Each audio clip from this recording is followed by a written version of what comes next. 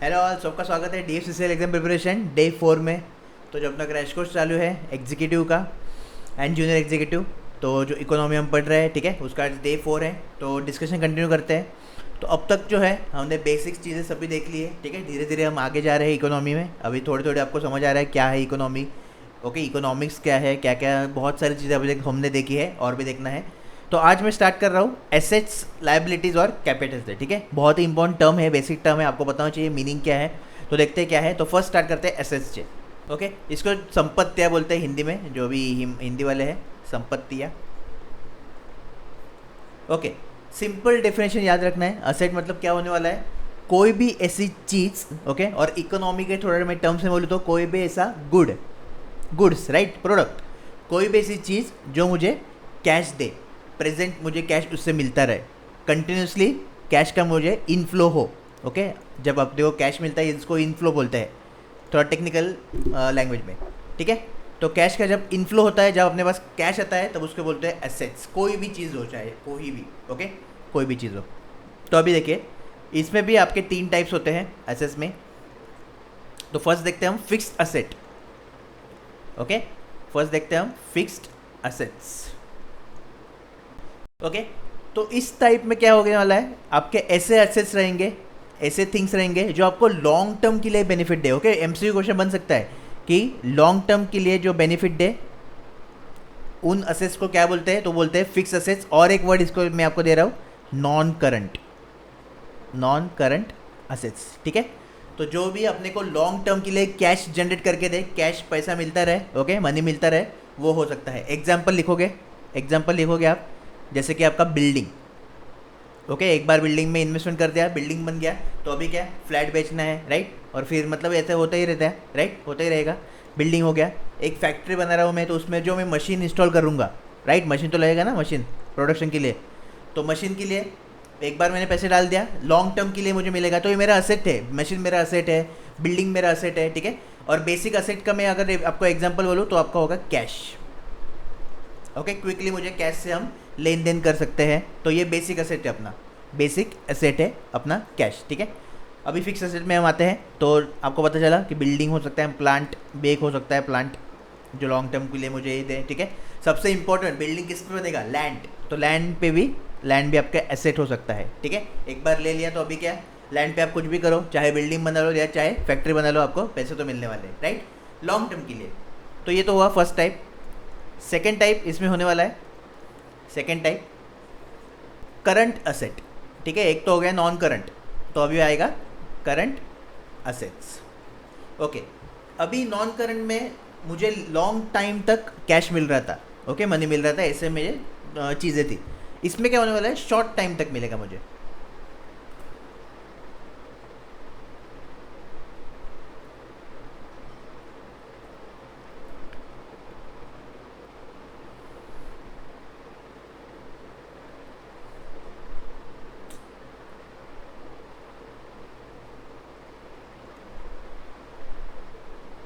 Okay. तो क्या पता क्या प्रॉब्लम हो गया, ठीक है। तो किधर थे हम, तो मैं बोला आपको कि मुझे शॉर्ट टाइम के लिए पैसा मिलेगा, सपोज 1 ईयर के लिए, ओके, 1 ईयर के लिए। तो ऐसे गुड्स जो मुझे शॉर्ट टाइम तक कैश दे पाए, उनको मैं बोलूँगा करंट एसेट, ठीक है। तो इंपॉर्टेंट की पॉइंट इधर रहेगा मेरा, शॉर्ट टाइम। बैकेट में लिख लो 1-2 ईयर्स, ओके। और उससे पहले भी हो सकता है, लेस देन 1 ईयर भी हो सकता है, ऐसा ज़रूरी नहीं, ठीक है। Very short time, short time.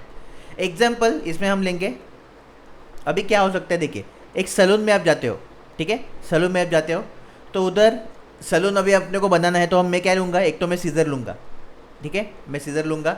एक तो मुझे लेना पड़ेगा अपना ब्लेड, रेज़र लेना पड़ेगा, ठीक है, रेज़र लेना पड़ेगा, ये लेना पड़ेगा, बाद में क्रीम्स लेने पड़ेंगे मुझे, ऑयल लेना पड़ेगा, ओके, ब्ला ब्ला ब्ला, ऐसे बहुत सारी चीज़ें हम लेते हैं।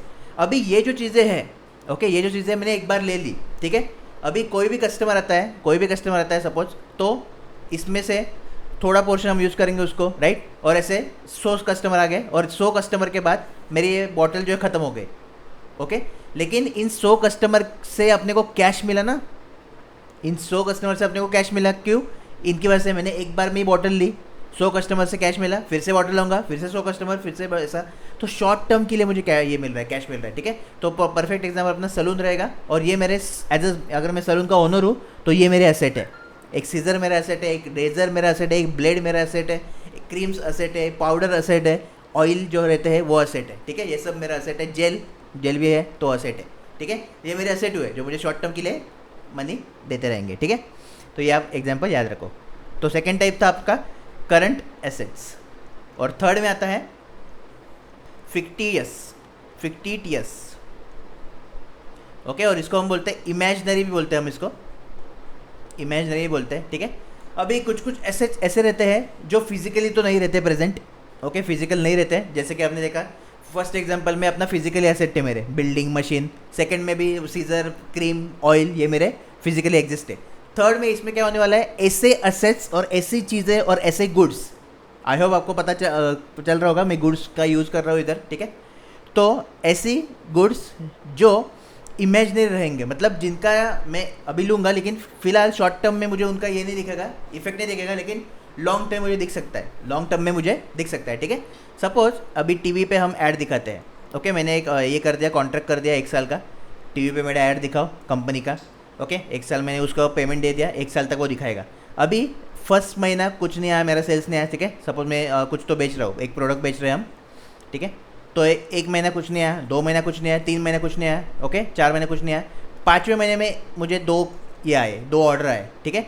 6 मंथ में मुझे 100 ऑर्डर्स आए, 7 मंथ में मुझे 200 ऑर्डर्स आए। मतलब ऐसी चीज़ें जो हम अभी फिजिकली तो प्रेजेंट नहीं है, राइट, एड्स दिखा रहे हैं, मतलब फिजिकली तो प्रेजेंट नहीं है इसमें कुछ, ओके। तो ऐसी चीज़ें जो फिजिकली प्रेजेंट नहीं है लेकिन लॉन्ग टर्म में अपने को बेनिफिट देती है, ठीक है, उनको बोलेंगे फिक्टिटियस और इमेजिनरी एसेट्स, उसको हम बोलेंगे इमेजिनरी एसेट। जैसे कि इसमें आप इसका भी एग्जांपल ले सकते हो, गोल्ड का, ठीक है। अब अगर आपने गोल्ड बाय किया आज, जो कि सपोज भाव चल रहा है 30 के चल रहा है 10 ग्राम, ठीक है। तो बाद में 1 साल के बाद ये आपका हो जाएगा 40 के, सपोज एग्जांपल, ठीक है, 10 ग्राम। तो मतलब आपका 10 के मिला ना, आपको 10 के तो मिला, तो ये मेरा हो गया क्या, एसेट। लेकिन इधर प्रॉब्लम क्या है, गोल्ड मेरा फिजिकली प्रेजेंट है मेरे साथ, ठीक है। ये हम नहीं पकड़ सकते इसमें, क्योंकि गोल्ड मेरा फिजिकली प्रेजेंट है, ठीक है। तो ऐसे चीज़ें जो इमेजिनरी है, जैसे कि एडवर्टाइजमेंट का एग्जांपल एक बेस्ट है, ओके। अभी इधर मैं डिजिटल गोल्ड लूँगा, ओके। लेटेस्ट जो 2021 में अभी ट्रेंड कर रहा है, जो बहुत सारे लोग अभी नॉर्मल गोल्ड बाइंग से डिजिटल गोल्ड पे शिफ्ट हो रहे हैं। तो डिजिटल गोल्ड जो है वो मैं इधर कंसिडर करूँगा बेस्ट एग्जांपल, कि जिसमें हम डिजिटली गोल्ड ले रहे हैं, अपने पास फिजिकल तो कुछ नहीं है गोल्ड, जस्ट उधर नंबर दिखता है अपने को, ठीक है। लेकिन अगर गोल्ड का प्राइस बढ़ा तो मेरा जो गोल्ड होगा उसका भी अमाउंट बढ़ेगा, घटा तो घटेगा, ठीक है। तो इस तरीके से अपना होगा थर्ड असेट, ठीक है। तो ये तो हो गया आपका असेट का, आई होप आपको क्लियर हो गया होगा असेट्स क्या होते हैं, ताकि अभी जब भी मैं नेक्स्ट मतलब जो अपने आगे के लेक्चर से उसमें ये वर्ड जब यूज़ करूँगा, ठीक है, तो उसका मीनिंग मैं उधर नहीं बताऊँगा, क्योंकि ऑलरेडी अपना डिस्कशन चल रहा है, ठीक है। तो प्रॉपरली याद रखो। सेकेंड जो टर्म है लायबिलिटीज़, ओके, लायबिलिटीज़, इसको हम ये भी बोल सकते हैं हिंदी में ऋण, ओके, ऋण। तो इस तरीके से कुछ, ओके, ऋण हिंदी वाले, ओके। तो लायबिलिटीज़ क्या होने वाला है, अभी देखिए। अभी सपोज मेरा फैक्ट्री में बना रहा हूँ, ठीक है, फैक्ट्री बना रहा हूँ, तो उसके लिए मैं बैंक से लोन लूँगा, पैसे नहीं मेरे पास, ठीक है। तो बैंक से मैं क्या लूँगा, लोन लूँगा। अभी अपना फैक्ट्री बैठ गया, ठीक है, अपना फैक्ट्री बन रहा है, प्रॉपर चल रहा है, सब मस्त अच्छा हो रहा है, फैक्ट्री का ग्रोथ हो रहा है। लेकिन ये जो लोन है उसका तो अमाउंट अपने को देना है ना, राइट, ये तो देना है अपने को वापस। तो ये मेरा हो गया लायबिलिटीज़, ये मेरा हो गया लायबिलिटी, ठीक है। तो जो भी चीज़ें हमें देने हैं वापस, सिंपल में जो भी चीज़ें मुझे देना है सबको, जो मेरा नहीं है, जस्ट लिया था थोड़े टाइम के लिए, उधार लिया था, जैसे पैसे, लोन लिया था, सबसे बेस्ट एग्जांपल लोन ही होगा आपका इसका, ओके। आप एग्जांपल लोन लिखोगे तो जो भी चीज़ें देनी है वो होगी अपनी लायबिलिटी, ओके, ठीक है, क्लियर, सिंपल है, ओके। अभी नेक्स्ट आता है आपका कैपिटल। कैपिटल क्या होता है, तो अभी देखिए मेरा फैक्ट्री बना, ठीक है, फैक्ट्री बना, तो फैक्ट्री के लिए मैं क्या कर रहा हूँ, बैंक से मैंने लोन लिया, बैंक से मैंने क्या लिया, लोन लिया, क्योंकि मेरे पास पैसे नहीं थे, तो बैंक ने मुझे लोन दिया, ओके, अच्छी है बैंक। तो अभी इस लोन से मैंने फैक्ट्री में जो मशीन्स लग रहा था मुझे, वो मैंने लिया, ठीक है, मैंने क्या लिया, मशीन्स लिए। अभी ये मशीन जो है मेरे क्या है, एसेट्स है, अच्छे से समझो। अभी हम पूरा तीनों को कंबाइन कर रहे हैं, ओके, एसेट, लायबिलिटी और कैपिटल को तीनों को कंबाइन करने वाले हैं। तो ये मेरे क्या है, एसेट है, मशीन जो है मेरा एसेट्स है, ठीक है। अभी ये जो है मेरा, आपको मैंने बोला जो भी मुझे देना है सबको, सपोज मेरे रिलेटिव से उधार लिए थे 10,000 लिए थे रिलेटिव से, रिलेटिव उधर उसको वापस देना पड़ेगा, राइट, उसको वापस देना पड़ेगा। तो जो भी होगा रिलेटिव से लो, आपके फ्रेंड से पैसे लो, कोई भी होगा वो लाइबिलिटी में आएगा, लाइबिलिटी, ठीक है। अभी ये जो है एसेट्स और ये जो है मेरे लाइबिलिटी, ओके। तो अगर इसमें से एसेट्स में से मैं लाइबिलिटी को माइनस करता हूँ, क्योंकि एसेट मेरे क्या है, मुझे कैश जनरेट करते रहेंगे, वो प्रेजेंट में भी कैश जो है देते रहेंगे, कंटिन्यूसली कैश देते रहेंगे, ये मेरे एसेट्स है, ठीक है। तो अगर मैं इसमें से लाइबिलिटी को निकाल देता हूँ तो मेरे पास जो भी बचता है वो मेरा होता है कैपिटल। जो भी मेरे पास बचता है वो होता है कैपिटल। तो इसको मैं और एक वर्ड्स बोलूँगा कि एक्स्ट्रा वेल्थ, एक्स्ट्रा वेल्थ, ठीक है। अभी आप कैपिटल मतलब क्या हुआ, एक तो मैंने लोन क्लियर कर दिया, ठीक है। अभी इसका जो पैसा था वो 5 लाख, वो भी मैंने रिकवर कर लिया। तो बाद में जो भी मेरा, अभी मशीन तो चलता रहेगा अपना, राइट, मशीन तो चलता रहेगा 10 साल 15 साल, तो जो भी मेरा होगा प्रॉफिट होने वाला है, ठीक है। तो एक तरीके से एक प्रॉफिट ही हुआ, ये प्रॉफिट की तरह ही काम करेगा। और एक्स्ट्रा इनकम भी आप बोल सकते हो, ठीक है। और एक्स्ट्रा वेल्थ, सबसे जो टेक्निकल वर्ड अच्छा है इसके लिए, जो है एक्स्ट्रा वेल्थ, ठीक है। तो ऐसी चीज़ें जो फर्दर वेल्थ जो है मुझे क्रिएट करके दे, वो मेरा कैपिटल होने वाला है, ओके। अभी सपोज मैंने इधर एग्जांपल ही लिया है, जैसे फैक्ट्री, तो फैक्ट्री जो है मेरा कैपिटल है। क्यों? क्योंकि फैक्ट्री मुझे मेरा जो वेल्थ है वो बढ़ा रही है, ओके, बढ़ा रही है after liability deduction from assets, after liability deduction from assets, ठीक है। तो इस तरीके से आपको याद रखना है। तो एक छोटा फॉर्मूला आपका ये हो गया, एसेट्स में से जब मैं लायबिलिटी हटा देता हूँ तो मुझे मिलता है कैपिटल, ठीक है। तो ये चीज़ें आपको बहुत ही इंपॉर्टेंट है और पता होना चाहिए बेसिक इकोनॉमी में, ओके। तो ये तो हुआ अभी तक, बेसिक हमने देख लिया टर्म्स। अभी क्या होता है, इकोनॉमी जो है अपना, ठीक है, इकोनॉमी है वो ऐसा तो नहीं है कि कभी एकदम से ऐसा बढ़ेगा, कभी एकदम से ऐसा कम होगा, ओके, ऐसा नहीं है। अपना जो इकोनॉमी का है वो कैसे रहता है, ग्राफ अगर मैं आपको बोलूँ, ऐसा चलना चाहिए लीनियरली, ओके, इस तरीके से चलना चाहिए, ठीक है। तो अभी ऐसे चलते चलते कभी कभी क्या होता है, कुछ जो है एक कंपनी का सपोज, और एक इकोनॉमी का बोलूँगा मैं, एक इकोनॉमी का सेल जो ज़्यादा बढ़ता है, ओके, क्योंकि सपोज उसका सेल्स ज़्यादा बढ़ गया तो इकोनॉमी का अपना ऐसे करते हैं, बूस्ट करती है, ठीक है, बूस्ट करते हैं। और फिर कुछ बैड न्यूज़ आ गया मार्केट में, ठीक है, बैंक ने बहुत सारे लोन्स दिए थे लेकिन बैंक को लोन रीपेमेंट नहीं हुआ, तो फिर से मेरा जो इकोनॉमी है डाउन जाता है, ठीक है। तो ये अप डाउन चलता ही रहता है इकोनॉमी में, अप डाउन जो है ऐसा चलता ही रहता है, ठीक है। तो इसको ही हम बोलेंगे बूट एंड बस्ट, ठीक है। तो आपने सुना भी होगा कभी न्यूज़ चैनल में कि आज बूम आ गया है क्योंकि ये जो है इसका कंपनी का फ़ायदा हुआ है, ऐसे ऐसे हुआ है, प्रॉफिट ज़्यादा हुआ है, ठीक है, सुना होगा आपने। और कभी कभी आपने सुना होगा कि बस्ट हुआ है, इकोनॉमी बस्ट हुआ है, ठीक है। तो ये सब चीज़ें जो है वो क्या है, इकोनॉमिक ग्रोथ क्या कर रही है, ठीक है। तो इकोनॉमी का ग्रोथ जो है वो इस पर डिपेंड रहता है। और अभी सपोज मुझे पूरे अपने इंडिया का देखना है इकोनॉमिक ग्रोथ कैसे होना है, ओके, इकोनॉमी पूरे मुझे इंडिया का देखना है ग्रोथ कैसे हो रहा है। तो सबसे इंपॉर्टेंट टूल्स जो अपने हैं वो है ये दोनों, जीडीपी एंड जीएनपी, ओके। तो जीडीपी एंड जीएनपी का बेसिक आपको क्या पता चला अभी तक कि पूरे इकोनॉमिक ग्रोथ चेक करने के लिए, इकोनॉमिक ग्रोथ चेक करने के लिए ये मेरे क्या है, टूल्स है, और आप बोल सकते हो ये मेजर मेजर्स है, ठीक है, मेजर्स है, ओके। तो सबसे पहले हम आते हैं जीडीपी पे। तो जीडीपी क्या है, इसका full form first, gross domestic product, ठीक है, ग्रॉस डोमेस्टिक प्रोडक्ट, डोमेस्टिक पता है आपको मतलब अपना, और इंटरनेशनल मतलब बाहर का, ओके, फॉरेन कंट्रीज, और डोमेस्टिक मतलब इंडिया। तो इसमें इसका सिंपल मीनिंग क्या है, जो भी गुड्स एंड सर्विसेज, ठीक है, जो भी गुड्स एंड सर्विसेज इंडिया में हो रहे हैं, इंडिया के अंदर हो रहे हैं, ठीक है, वो इसमें हम कंसिडर करेंगे, कि उनका प्रोडक्शन कैसे हो रहा है, कंजम्पशन कैसे हो रहा है, ठीक है, वो सभी चीज़ें हम इसमें कंसिडर करेंगे। तो with in definition, technical definition, with in geographical area, क्योंकि आपको पता है कि इकोनॉमी क्या है, जोग्राफिकल एरिया। तो विद इन जोग्राफिकल एरिया जो भी गुड्स एंड सर्विसेज है, ओके, उनका जो प्रोडक्शन है वो हम कंसिडर करेंगे ग्रॉस डोमेस्टिक प्रोडक्ट से, ठीक है। अभी चाहे वो इधर, अभी देखिए क्या क्या आ गया, एक तो जो इंडिया के सिटीजन्स है, ओके, वो प्रोड्यूस करेंगे, मैं और आप सपोज कर सकते हैं प्रोड्यूस, ठीक है, कंपनीज कर सकती है, ठीक है। एमएनसीज जो है, जैसे कि आप सपोज अमेजोन है, तो अमेजोन इधर कुछ कर रहा है, ओके, अमेजोन इधर कुछ प्रोड्यूस कर रहा है, तो वो भी जीडीपी में आएगा। तो जो बाहर की कंपनीज है, ओके, सपोज वो इंडिया में प्रोड्यूस कर रही है, तो वो भी हम जीडीपी में डाल सकते हैं, ठीक है। तो ये आप समझो। तो इधर आपका बहुत सारी चीज़ें आएगी, जैसे कि एक तो इंडियन सिटीजन और नेक्स्ट एमएनसी कंपनीज, ठीक है, मल्टीनेशनल कॉर्पोरेशन जो कंपनीज होती है वो भी जो भी प्रोड्यूस करेंगी विद इन इंडिया, इंडिया के अंदर वो आएगी, ठीक है। तो इसको इसलिए हम बोलते हैं और एक वर्ड कि ज्योग्राफी रिलेटेड, जियोग्राफी रिलेटेड, ठीक है। तो ये आपको क्वेश्चन आ सकते हैं जीडीपी से।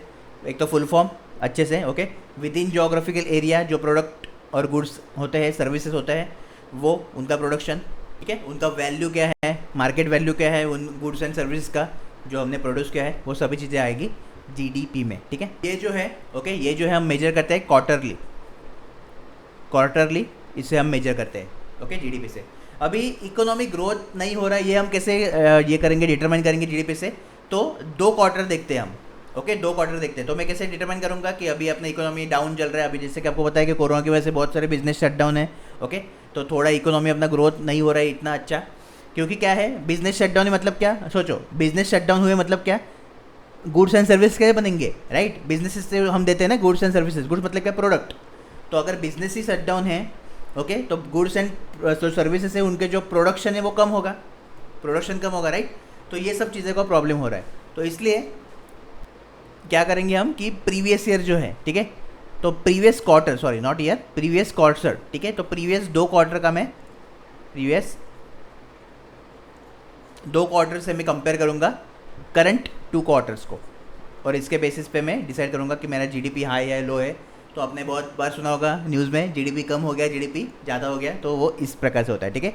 और अभी ये बिजनेस शटडाउन है, इसलिए अपना जीडीपी कम जा रहा है ऑब्वियसली, क्योंकि सर्विसेज और गुड्स नहीं जाता, ओके। तो क्या होगा, तो अभी फ़िलहाल डाउन है, लेकिन देखते हैं आगे जैसे अभी धीरे धीरे कंडीशन ये होगी तो डेफिनेटली फिर से ये जो है ऐसा, और ये ऐसा चलता ही रहता है इकोनॉमी में, ऐसा चलता ही रहेगा, ठीक है।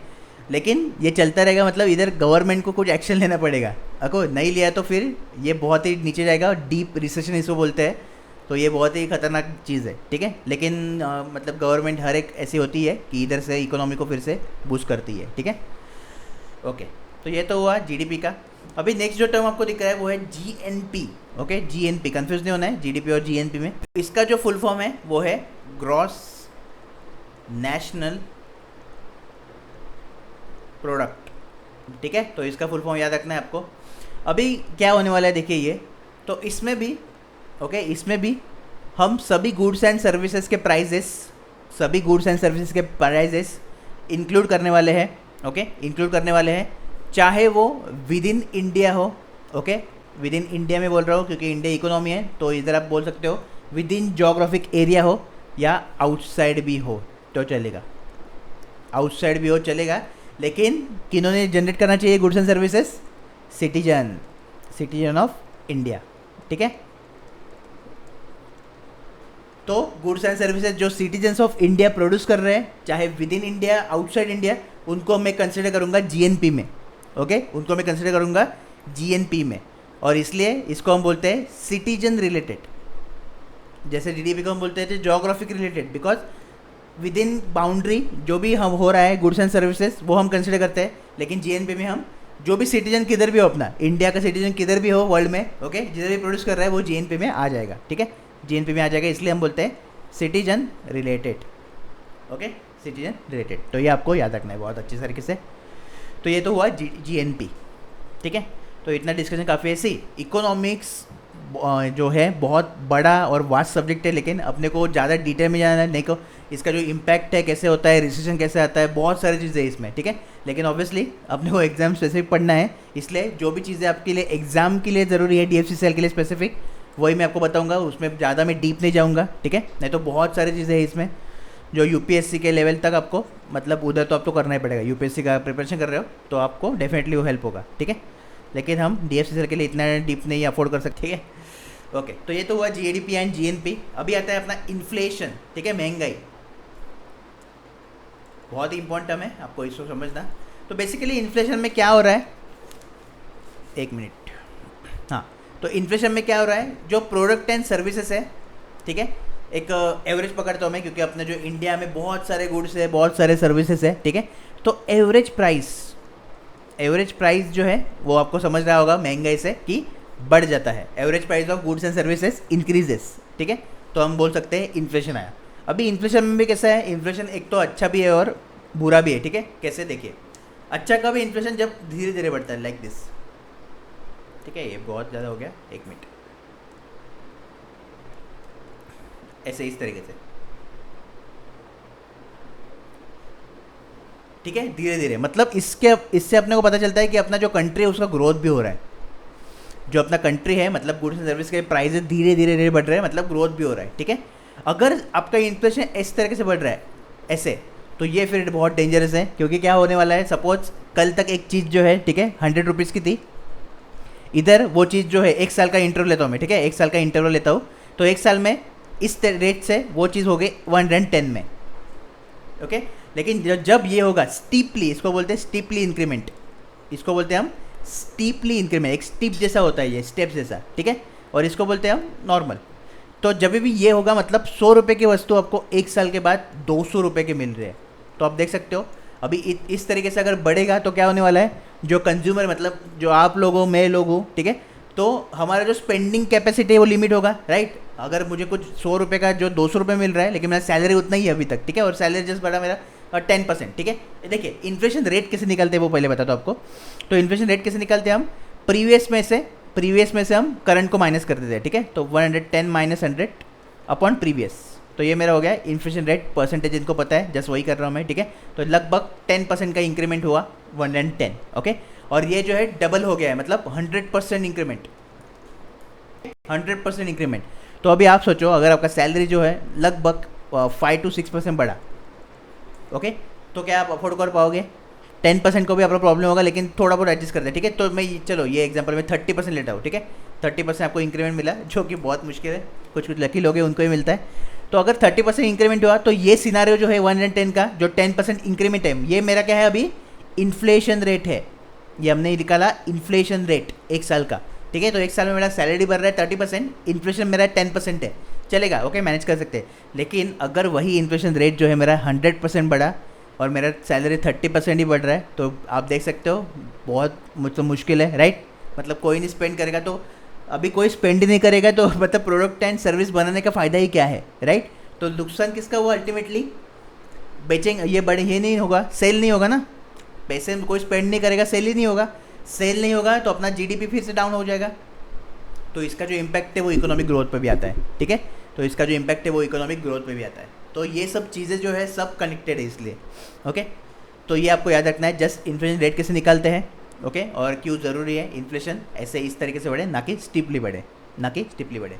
तो अभी इसमें इन्फ्लेशन में टाइप है थोड़े, तो टाइप का भी आपको बता देता हूँ, क्योंकि पूछ सकते हैं वो, ठीक है।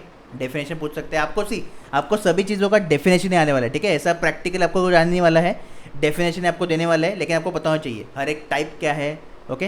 जैसे कि हमने अभी एसेट के 3 टाइप देखे, तो आपको पूछ सकता है वो कि गोल्ड किस में आता है, गोल्ड किस टाइप का एसेट है, तो क्वेश्चन के टाइप इस तरीके से रहेंगे, ओके। अभी इन्फ्लेशन में भी आपको एक एग्जांपल लेता हूँ मैं, हम टाइप देख रहे हैं ना अभी, ओके। टाइप्स क्या क्या प्रकार है इन्फ्लेशन के वो देखते हैं। तो मॉडरेट इन्फ्लेशन,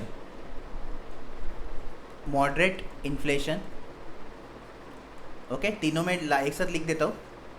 गैलोपिंग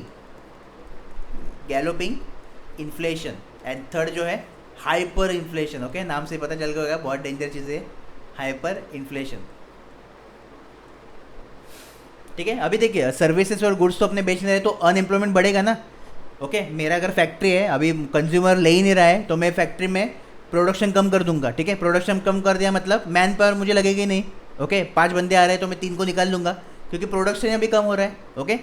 तो अनएम्प्लॉयमेंट भी बढ़ा, इससे इन्फ्लेशन से अनएम्प्लॉयमेंट भी बढ़ा, राइट। तो देखिए कितना इम्पैक्ट पड़ता है, मतलब इसलिए पूरा इकोनॉमी अपना डाउन जाता है, फिर इकोनॉमी जो ग्रोथ है वो डाउन जाता है, ठीक है।